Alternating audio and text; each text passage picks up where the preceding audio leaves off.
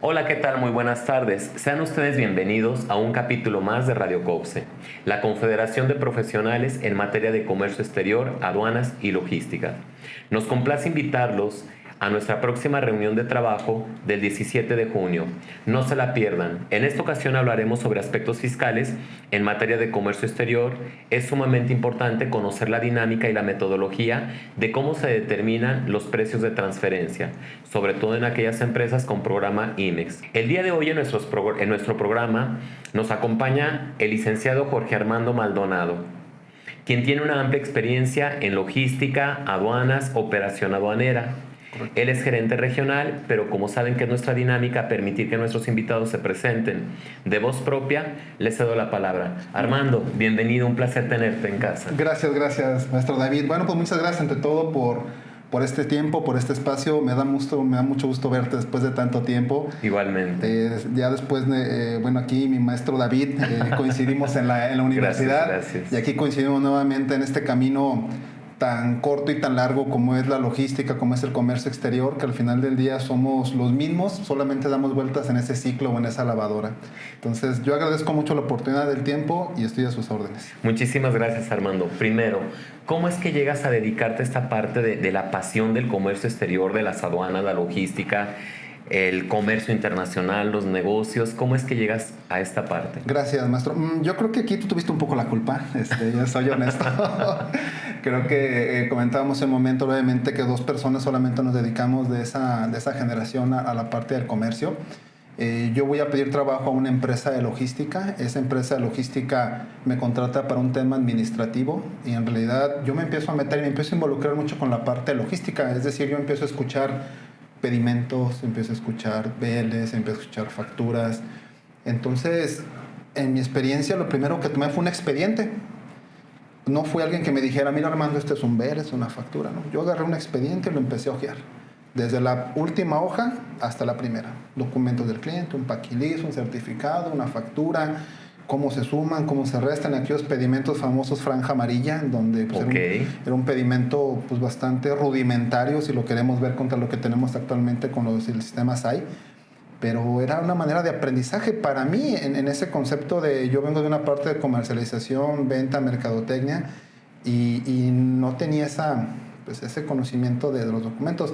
Y de ahí me comenzó la pasión por la logística. Se supone que entonces tu primer acercamiento, pudiéramos decir que fue a través de un expediente de comercio exterior, te atrapó, te enamoró en ese caso. Físicamente sí, porque no había nada digital en aquellos ayeres. Yo tengo 20 años de experiencia en este giro. Y fue mi primera experiencia con un tema de comercio exterior. Fue algo físico. A 20 años de esta experiencia, actualmente, ¿qué es lo que haces? ¿En qué trabajas? ¿Cuál es tu cargo? ¿En qué te desempeñas? Ok, bueno, yo me dedico a trabajar primero 10 años en esta empresa, que fue donde yo le digo que la parte, no mi error, sino parte afortunada es que porque me metí de más en conocer la logística, me interesó, me gustó, duré 10 años, llegué hasta la jefatura de tráfico en esta primera empresa logística, me fui 3 años a una empresa alemana, abriendo el departamento de tráfico terrestre.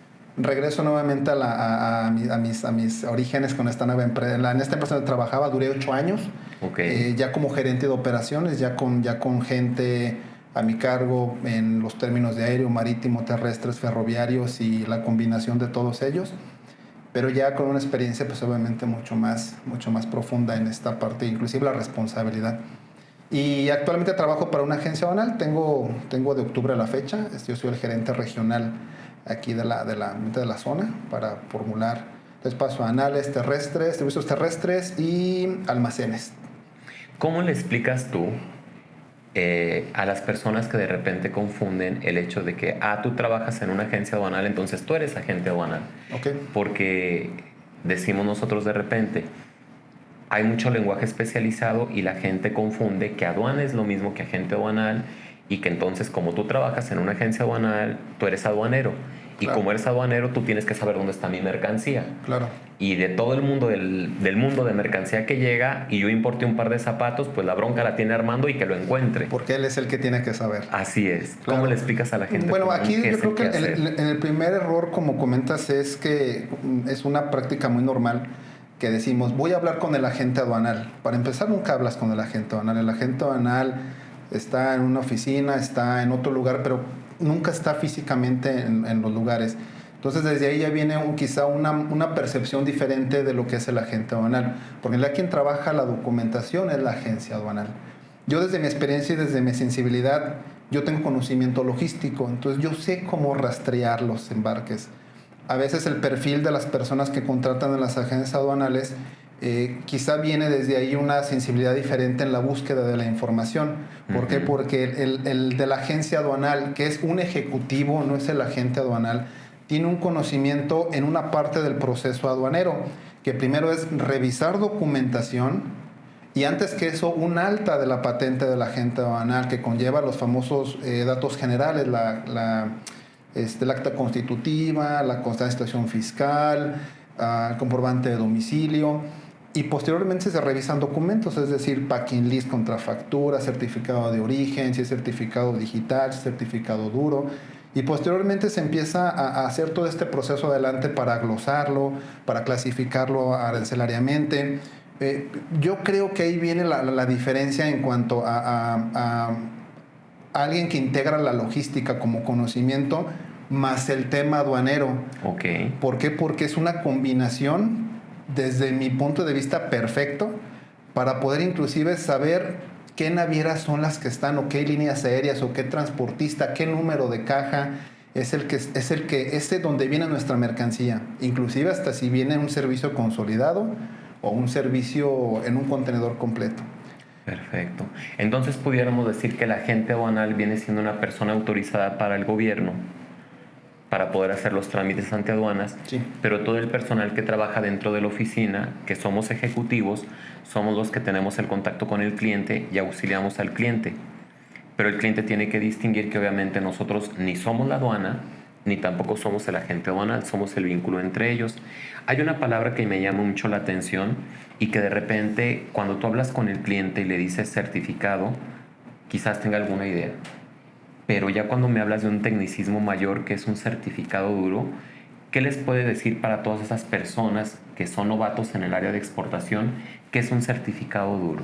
Ok, bueno, en este orden de ideas, como bien comentas, efectivamente el agente aduanal bueno, de hecho la misma ley aduanera habla de cómo la patente se debe de habilitar, sus diferentes maneras en las que se sancionan, inclusive se cancelan. Okay. Entonces, el cliente, yo creo que en esta percepción de la integración de valores agregados, es donde el cliente busca que una sola persona le dé la asesoría completa, ¿no? Ahora en la experiencia como agente aduanal, que me ha tocado ir con los clientes, Armando, ¿qué vendes? Vendo agenciamiento aduanal. Hago la gestión a tu nombre ante una dependencia de gobierno llamada aduana.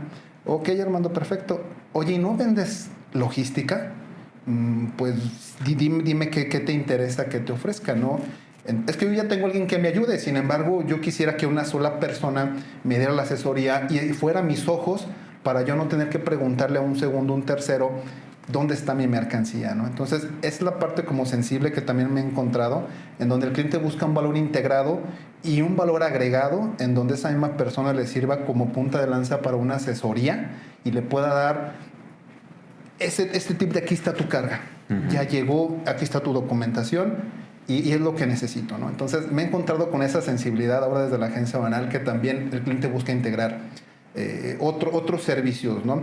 Y aunado al certificado duro, el certificado duro es un documento que es un certificado de origen donde tiene formalidades que se tienen que presentar en un documento original. Hablando en particular, ahora ya no funciona de esa manera, pero es un certificado que se tiene que formalizar con la embajada de los países de origen. ¿Para qué? Para certificar que las fábricas estén haciendo el producto originario en ese país.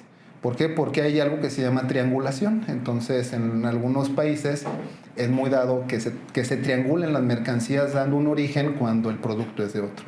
Entonces, este certificado duro sirve para eso, porque la embajada va y verifica a la empresa E inclusive tiene un costo de $200, el hecho de ponerle el famoso apostillado en la parte de abajo, en donde la embajada mexicana certifica que esa fábrica está disponible en ese país. Fíjate, qué interesante es que menciones incluso de repente algo de los costos, porque de repente uno de los problemas que existen en el área de las importaciones, estimados radioescuchas, es que justamente cuando se hace un costeo de importaciones no consideran esos pequeños detalles. Y son $200 que ya se salieron y ya te desfasaron tu precio de compra, claro, y no lo consideraste. Y si yo no lo consideré como en dado momento como ejecutivo, el problema es que no es mi dinero, es el dinero de la empresa, y tampoco el jefe es el dueño de la empresa en ocasiones. claro. Y existe departamento de costos. Y es ahí donde ya empiezan los conflictos de que si tú como ejecutivo de comercio exterior no estableciste un costeo de forma adecuada porque omitiste el costo del certificado duro, y al momento se te desfasó el presupuesto que habías solicitado, el problema es tuyo, no del jefe. Entonces, es ahí la importancia de conocer, como tú dices, la operación a detalle. De todo lo que te has enfrentado, Armando, en esta materia de comercio exterior, ¿qué es lo que te apasiona? Puedes escoger uno, como nos dirían. Okay. ¿Cuál sería el área importante con la cual te quedarías? Yo creo que mi trayectoria, yo vengo de una parte comercial, que yo encuentro esa sinergia, esa combinación entre la versatilidad de la parte comercial, de atender un cliente, de saber manejar objeciones, de saber entender un poco qué es lo que el cliente necesita, hablando desde un punto de vista de una escucha activa, en donde no solamente es la parte de te vendo un servicio o te traigo un camión o te cotizo un servicio marítimo de X punto a México, no, sino me ha dado la versatilidad de conocer que se venden valores agregados, se vende seguridad, se vende servicios, se vende confianza, se vende asesoría, se vende conocimiento, se vende certeza jurídica. Y toda esta parte en conjunto para mí es el servicio que yo encontré entre la parte comercial, la parte logística y la parte aduanera. Yo la veo en esas tres partes. Las veo en cada una en su lugar, pero sin embargo cada una lleva un proceso y tiene una combinación activa entre una y otra. Porque si yo vendo un servicio y no tengo un conocimiento de cómo servir a un cliente, o de inclusive cómo enfriar alguna situación que él pudiera estar estresado porque su mercancía no llegó, su mercancía llegó incompleta, su mercancía llegó dañada, y de verdad toco madera porque son temas que no nos gusta encontrarnos nunca pero que tampoco podemos evitar porque hay imponderables. Pero sin embargo, si tienes un poco la habilidad o las herramientas de decir, ok, cliente, te estoy escuchando, solamente déjame investigar en qué parte pudo haber sucedido, o inclusive si tu mercancía tiene un seguro, decirte cómo puedes cobrar ese seguro en base a lo que tú quieras pedir que estás queriendo recuperar como dañado, ¿no? Entonces, yo lo veo en estas tres partes, y lo más difícil, yo creo, para mí siempre ha sido un cliente. Fíjate qué interesante en esta parte que tú comentas. De los diferentes entrevistados que hemos tenido, tanto en nuestra primera temporada y ahora en esta segunda temporada, en esta segunda temporada nos acompañó la doctora Vicky, perdón. Ella es licenciada en Comercio Exterior y nos hablaba justamente de estas habilidades blandas. ¿Recuerdas haber hablado tú de habilidades blandas en tu proceso formativo, o cómo fue que las fuiste desarrollando? Porque justamente mencionas una palabra muy, muy clave en habilidades blandas, que es la escucha activa. El saber calmar un cliente cuando el cliente está estresado porque está preocupado, porque se va a detener la cadena de suministros, porque mi mercancía no llegó, porque es dinero que tengo invertido, se requiere el desarrollo de muchas habilidades blandas. Claro. Entonces, así que decimos que el licenciado en Comercio Internacional es una superprofesión. Conoce compras, ventas, distribución, logística, leyes, contabilidad, finanzas, conoce de normas oficiales mexicanas, conoce la ley de sanidad, conoce de productos perecederos, no perecederos, fungibles, no fungibles. Aprendemos de muchísimas áreas, pero pocas veces se nos habla de las habilidades blandas. Me llama la atención. ¿Cómo te encontraste tú con las habilidades blandas? Yo con las habilidades blandas, yo te puedo decir que las traigo desde mi formación, como bien comentas. Yo creo que fue parte importante desde que yo decidí estudiar la carrera de comercialización. ¿Pero tú llevabas una materia de habilidades blandas? No. Digo, porque generalmente antes no existía esta parte de voy a desarrollar las habilidades blandas. Ahora sí ya lo tenemos, no como plan de estudios, que esa sería una retroalimentación extraordinaria para las universidades. Metan materias que desarrollen habilidades blandas, porque nuestras nuevas generaciones de profesionales se frustran, traemos poca tolerancia de la frustración y van a trabajar con un jefe que también se frustra, pues necesitamos habilidades de ambas partes. Y en algunos de los dos tiene que caber la cordura. ¿Cómo te encontraste con esas habilidades blandas? Yo creo que mi formación fue precisamente en el hecho desde la parte de la negociación. Yo creo que desde ahí esa fue la primera palabra que me empezó a formar en la parte de negociar. ¿Qué vamos a negociar? Se cayó un embarque. Quizás te estás quejando un poco tanto de más o te estás preocupando un tanto de más cuando no hay necesidad de que te estreses de más. Es que mi carga no ha llegado. Ok, no te preocupes, un barco funciona de esta manera. Un barco tiene tiempos estimados de llegada. Tiene ciertos días libres de almacenaje, tiene ciertos días libres en donde tienes que empezar a correr. Entonces, yo creo que mi habilidad empieza a existir desde que empiezo a entender la palabra negociación. Y empiezo a integrar otros valores agregados, como por ejemplo, conocer inclusive herramientas como el FODA, el Boston Consulting Group, estas habilidades que solamente se ven en las ventas. Por eso yo comentaba que yo las homologué o las puse en este lugar. O sea, quizá no eran como totalmente ad hoc a la parte de comercio exterior. Sin embargo, yo las fui integrando. ¿Y eso te facilitó para ser ahora gerente de operaciones, por decirlo así, y representar una agencia aduanal? Definitivamente, porque eso, una de las primeras, hasta hacer un primer contacto con el cliente es la parte más difícil. Mandarle un correo, llamarle, que te tome la llamada inclusive, que esos 5 segundos en donde llamas la atención del cliente sean asertivos y efectivos para que te pueda decir, no tengo tiempo hoy, pero llámame la siguiente semana y la agendamos. Entonces, inclusive hasta hay más habilidades, inclusive hasta de lectura y redacción, en donde hasta para mandar un correo tiene que ser corto, breve, sencillo, para que pones 10 renglones, no te va a leer el cliente nunca. En cuanto lo vea, pudiera ser un excelente consejo para los próximos futuros profesionistas. Definitivamente. Sepan enviar un correo electrónico, sepan desarrollar una escucha activa, contestar o enviar hacer una llamada de teléfono. Redactar. Porque no sé si por mi edad me cueste trabajo la confianza que de repente te hablan cuando personas no te conocen. Claro. Digo, y tú ves los rangos de edad, o quizás yo ya quedé pasado en esta generación. Claro. Porque cuando me llama de repente algún ejecutivo y me dice, hola David, ¿cómo estás? Y yo así, mi primer signo de interrogación es desconfianza. Yo así, ¿quién habla? ¿Y por qué me habla con tanta familiaridad? Claro. Pero para las nuevas generaciones eso lo dan como, pues, así yo hablo. Sí. Hola, amigo. Sí. ¿Pudiera ser adecuado o ahí sí les recomiendas tú? Yo creo que no. Yo creo que siempre se deben despertar los rangos. Los rangos inclusive hasta a mí algo que me agrada mucho y a mí me molesta, bueno, me agrada hacerlo, me molesta mucho de quien lo hace, es que ni siquiera tenga 2 segundos para decirte, te puedo quitar 30 segundos de tu tiempo. Desde ahí también tomas la atención de la persona porque le está dando un valor activo a tu tiempo. Porque hoy por hoy el tiempo, si antes valía, ahora cuesta. Y cuestan muchas cosas porque el tiempo, simplemente las personas vivimos en las oficinas. Tenemos más enfermedades asociadas al estrés porque ya no estamos en casa, comemos en donde podemos. Entonces cada vez la industria se está volviendo mucho más compleja en esta parte. Entonces a mí sí me molesta que alguien no me diga, tienes 5 segundos de tu tiempo, ok, te escucho.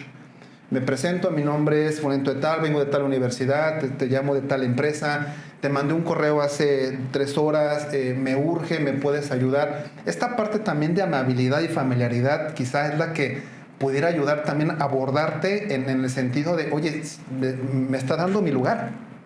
Me está dando mi lugar como la persona que soy, porque obviamente las trayectorias pues también hay que respetarlas en esta parte. Así es. Hace un momento te preguntaba de tu apasionamiento de esas áreas. Yo creo que debes de apasionar mucho y no la quieres soltar, pero te voy a exhibir. Yo sé que una de tus áreas de apasionamiento es la logística, así de I love you logística. Sí, definitivamente. Háblanos de la logística. ¿Cómo está Armando en la parte logística? ¿Qué te apasiona de la logística? Me apasiona mucho el hecho de poderle ayudar a un cliente a resolver ese esa encrucijada de cómo puedo mandar mi producto de la mejor manera, de la manera más segura, con la confiabilidad de que estoy contratando una empresa viable y confiable. Uh-huh. Entonces, desde el punto de vista inclusive hasta del cubicaje, que es un punto muy, muy especial en esta parte de la logística. ¿Por qué? Porque si cubicamos mal, inclusive podemos tomar un contenedor equivocado. ¿Te ha pasado que algunos clientes o que incluso los proveedores hagan un mal cubicaje? Sí, claro. A estas alturas del partido, sí. ¿Nos pudieras contar alguna experiencia claro, en el área de logística que dices, esto se pudo haber evitado manejando de forma correcta la logística? Aquí un punto que me pasó es que un cliente no tomó en cuenta que su producto al momento de hacer las estivas no contempló la resistencia del cartón. Ok. Entonces al momento de poner el otro pallet, lo apachurró. Entonces inicialmente había pedido un contenedor de 20 pies porque cabía toda la mercancía. Sin embargo, al momento de subir las tarimas una sobre la otra, se aplastaron. Entonces tuvimos ¿Qué producto era? Digo, si se puede saber. Era cartón, pero es que mandó calzado con otro producto más pesado. Mezcló producto. Exactamente. Error también de repente. Exacto. Porque, tengo entendido, y si me equivoco me corriges, sabemos que no todas las mercancías son estivables. Definitivamente. Y en dado momento, si yo meto una mercancía que no es estivable y la pongo en primera instancia y en segunda cama le pongo una mercancía que sí era estivable, me equivoqué por error logístico, debí de haber puesto el pallet que sí era estivable en la parte de abajo y el que no era estivable en la parte de arriba probablemente. Y lo malo que las camas ya no daban la altura, entonces tuvieron que traer un contenedor de 40 pies, entonces el cliente tuvo que invertir 40,000 pesos más en traer otro contenedor del puerto, aunado a que ya el cierre estaba próximo del barco. Entonces había una penalización por no llegar a tiempo. Quizá los 40,000 pesos hasta ese momento eran los menos infortunados, pero sin embargo el tiempo de cierre de la naviera para llegar con ese pedido a Francia era vital. Entonces el siguiente barco estaba en 10 días, entonces son 10 días que ya estaban retrasando para una feria y una convención que iban a hacer en Francia. Entonces ese tipo de aspectos son los más impactantes. En la parte logística decimos que hay que pagar el guarantee fee, garantizar la parte del espacio para que se sube el contenedor. Evidentemente, si no lo pagas o si no llegas, hay una penalización. Claro. Mi mercancía llega dañada por errores logísticos. Tengo un convenio con un comprador o con un proveedor o voy a una feria internacional y entonces todo salió mal. Todo se perdió. Todo se perdió porque ya ni siquiera hablamos de una inversión, ahora hablamos de un gasto. De un gasto en donde inclusive a nivel imagen ya no llegaste con tu producto a tiempo. De por sí yo creo que algo que tenemos los mexicanos es que regularmente llegamos tarde a cualquier lugar. Entonces esa imagen sigue corriendo en una marea contraria y sobre todo eso, ¿no? Que ya perdiste una oportunidad, hiciste perder una oportunidad a un cliente en donde el cliente inclusive te dice, no importa que me repongas mi dinero, el tema es que mi oportunidad de haber vendido ese producto y seguir vendiéndolo en un futuro ya ni siquiera lo tengo vigente. ¿Por qué? Porque ya no puedo mostrar mi producto en la ventanilla o en la vitrina que yo lo iba a poner en ese momento. ¿Sí? Entonces, ese tipo de aspectos son los más frustrantes que a veces los clientes, en el afán de irse pronto, en el afán de terminar pronto, inclusive hasta los mismos compromisos de entrega, en saber cuándo lo van a entregar, las pruebas de resistencia de los materiales los hacen sobre la misma marcha. O están haciendo el producto, hacen una caja de calzado y perdón, sin hablar mal de los procedimientos, procesos de cada empresa, pero están haciendo el producto, lo están pegando, lo están armando y están subiendo como el pan. Conforme van saliendo y lo van entregando, ¿no? Porque el compromiso, algo pasó. ¿Pudiéramos decir que la logística debe de ser anticiparnos a los errores? Yo creo que agregaríamos un concepto que es la famosa logística inversa, ¿no? Es decir, habría que ver hasta dónde el cliente está dispuesto también a compartirte información, porque también el cliente la mayoría de las veces no quiere ayudarte con más información más que aquí está mi packing list, aquí están las dimensiones de mis cajas y tú dime cuándo. Ah, no, pero si sale mal, discúlpame, Armando, esa es tu bronca, ¿eh? Es lo que decíamos hace un momento, ¿no? Que el agente logístico se vuelve corresponsable de toda esta parte, pero también hay que tener la habilidad para, oye, cliente, ok, sí te voy a ayudar, pero yo solamente soy tu transporte. ¿Has detenido embarques en esta parte logística porque tú digas, ya revisé y sé de antemano que no va a llegar en las mejores condiciones ¿Se lo has regresado al cliente? Sí, no le he llegado a cargar. He hecho que el cliente, mira, discúlpame, pero si llegamos con esto que tú me estás pidiendo, no vamos a llegar ni siquiera al puerto y ni siquiera vamos a entregar tu pedido a tiempo. Fue una vez un embarque que iba sobrepesado. El cliente perdió de vista el pesaje, o sea, eran 20 toneladas que tenía que subir, y quería subir 36 toneladas, entonces ni siquiera eran 2 toneladas. Pero más. espérame, digo, lo voy a decir como lo dice el cliente, o sea, para mí un tráiler es un tráiler. Y yo he visto unos que van bien cargados y otros que llevan, o sea, ¿por qué me estás diciendo que no lo puedo cargar o por qué en dado momento? Claro, pero el cliente perdió de vista que era un contenedor que tiene una placa que viene certificada por una empresa que se llama Bureau Veritas, que certifica que esos pesos son los que solamente se pueden subir ahí. Además hay otra parte que es el convenio SOLAS, que regula desde la Organización Marítima de Comercio para regular los pesos. Y de hecho es obligación del exportador declarar la masa bruta verificada. Y si sobrepasa eso al momento de subirlo a la plataforma, las navieras, porque hoy ya se volvieron mucho más interactivas, mucho más prácticas y flexibles hasta cierto punto. Prácticas y flexibles me refiero a los usuarios, a los que estamos o a los que están en una... que no tienen mucha familiarización, sí es complicado entenderle, ¿no?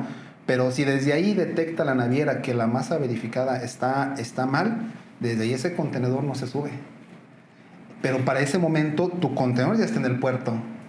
Entonces ya también tuviste que hacer un costo de aligeramiento de mercancía, tuviste que haber trasladado el contenedor en un almacén, ya perdiste tiempo, tuviste que haber hecho también una terminal para que te aligeraran la carga.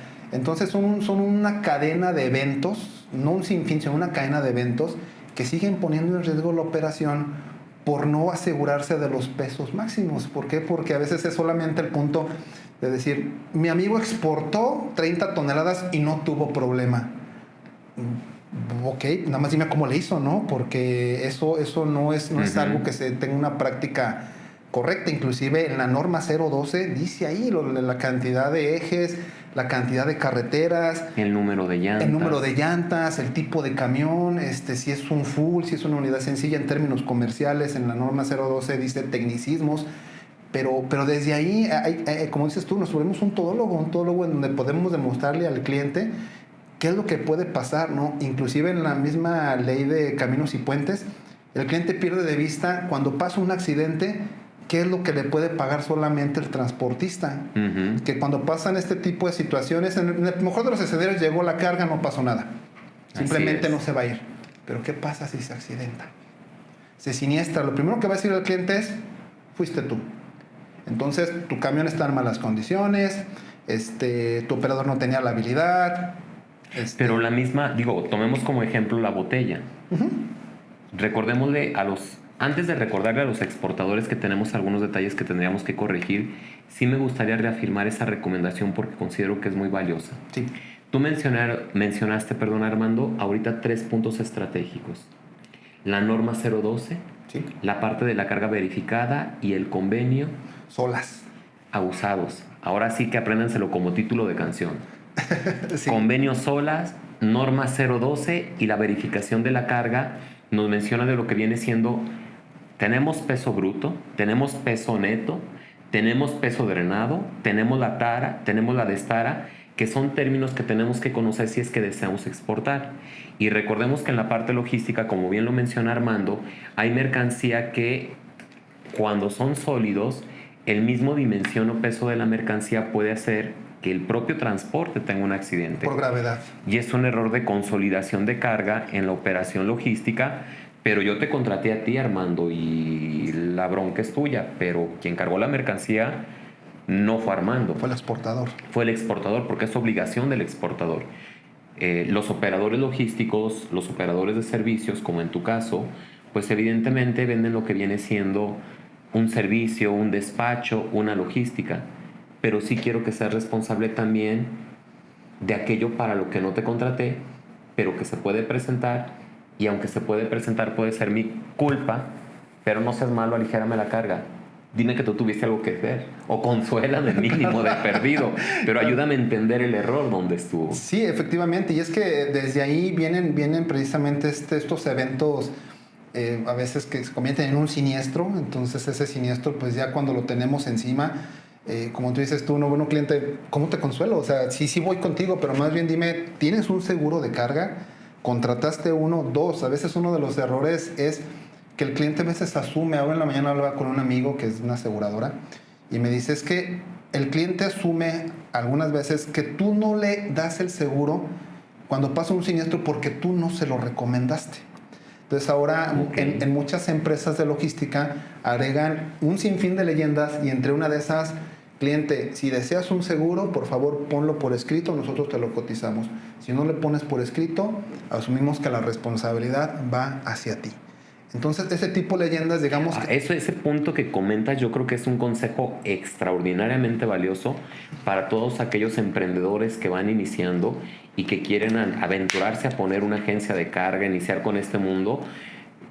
Van a tener situaciones que son del transporte normales. Sí, claro.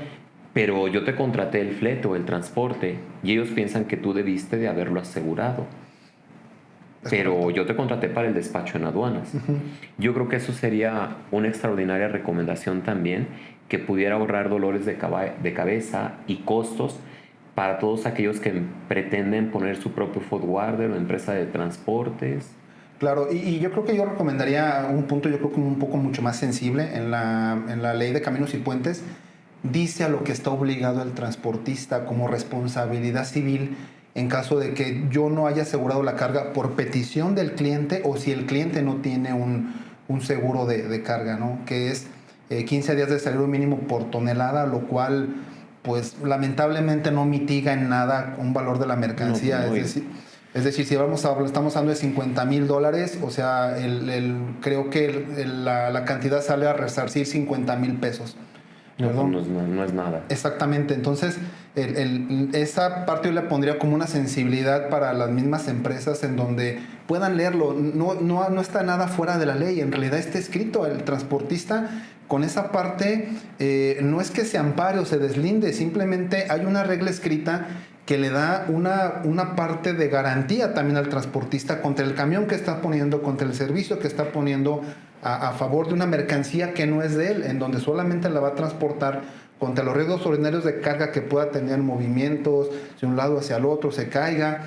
Entonces es la parte en donde el transportista se cubre un poco, pero la responsabilidad de la carga es el seguro del parte del exportador y que lo pida por escrito hacia la empresa quien vaya a contratar. El seguro ahora es muy noble, lo pueden contratar a través de una web.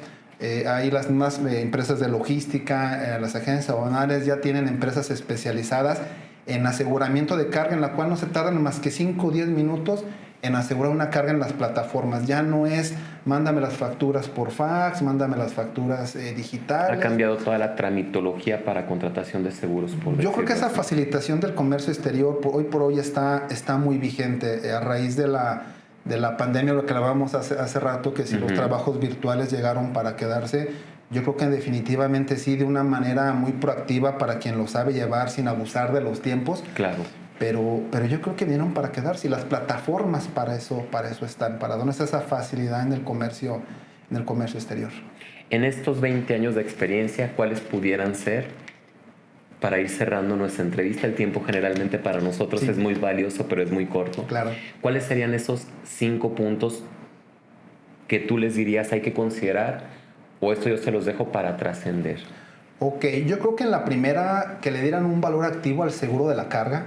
Okay. Eso es algo muy importante. Pero de forma general, de toda tu experiencia, ¿cuáles serían esos 5 puntos los más valiosos que tú dejarías? Que tú le dirías Armando ahora al Armando de hace 20 años que le hubieran evitado dolores de cabeza. Híjole, ¿por dónde pudiéramos empezar? Porque yo creo que serían más de 5. Solo tenemos 5, nada más 5 consejos para enviar en esta cápsula del futuro al pasado. Pero del presente, para evitar que pasen males dolores de cabeza. Yo creo que el aprendizaje activo de las informaciones, ¿no? Como yo te comentaba en un principio, que a mí me interesó ver un expediente. Y ese expediente yo lo vi, y lo vi de una manera empírica, porque mi base era comercialización. Entonces, y después me fui profundizando en acercarme con las personas profesionales. Yo creo que ese sería el primer consejo, que se acerquen con las personas adecuadas y profesionales para que les puedan brindar un buen camino. una buena asesoría, ¿no? 2, amplio conocimiento también de la cultura, porque nosotros estamos todo el tiempo interactuando con personas de todo el mundo. Así es ¿no? correcto. Conociendo N cantidad de países, ¿no? 3, yo creo que trabajar activamente en aprender más de un idioma, que el inglés ya también no que deje de ser importante, pero también yo creo que ahora la globalización, internacionalización del mundo, pues está activo en todos lados, ¿no? Yo comento a mis alumnos, dime de qué país no ves una mercancía hoy por hoy. No. Sí.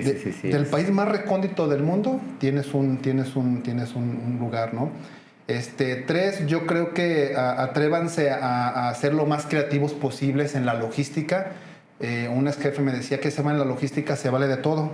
Okay. Siempre y cuando esté dentro de las características de seguridad, porque a veces la creatividad lo damos por hecho de que un pallet solamente cabe aquí, hay que darle la vuelta, hay que acomodarlo. Tampoco lo vamos a acostar, ¿no? Esa es una realidad, ¿no? Sí, así es. Pero esa parte, ¿no? Que sean muy creativos en su pensar, en pensar fuera de la caja, en ver cómo podemos hacer esta parte más fácil. Y 3, bueno, que siempre contribuyan activamente a ayudar al exportador. ¿Por qué? Porque finalmente de ahí vienen nuestros trabajos hasta cierto punto. Ahora con la pandemia, parte de lo que sacó avante al país fueron las exportaciones. Así es. Entonces es una moneda de oro que tenemos que cuidar y cada vez se está volviendo mucho más especializada y yo agregaría que más profesional. Entonces esos serían mis 5 puntos de vida. Armando, como siempre ha sido un placer el hecho de compartir este tiempo. Un placer. Para nosotros yo creo que va a ser muy gratificante el poderte invitar incluso a participar en unas de nuestras mesas de trabajo para compartir experiencias. Será un placer. Será muy grato tenerte. Será un placer, gracias por el tiempo, maestro David, y pues bueno, que no sea la primera vez que coincidimos. Así es, tenlo por seguro que así va a ser. Vas a ver que Les agradecemos haber asistido a nuestro programa del día de hoy y los invitamos a seguirnos a través de nuestras diferentes redes sociales, la Confederación de Profesionales en materia de comercio exterior, aduanas y logística. Les recordamos que constantemente estamos publicando contenido interesante para su carrera, bolsa de trabajo, y no olviden en participar en nuestra mesa de trabajo del 17 de junio del 2023. Los invitamos para conocer los aspectos fiscales del comercio exterior. Hasta luego y nos vemos en el próximo programa de Radio COPSE. Gracias. Gracias a ti. A ti, David.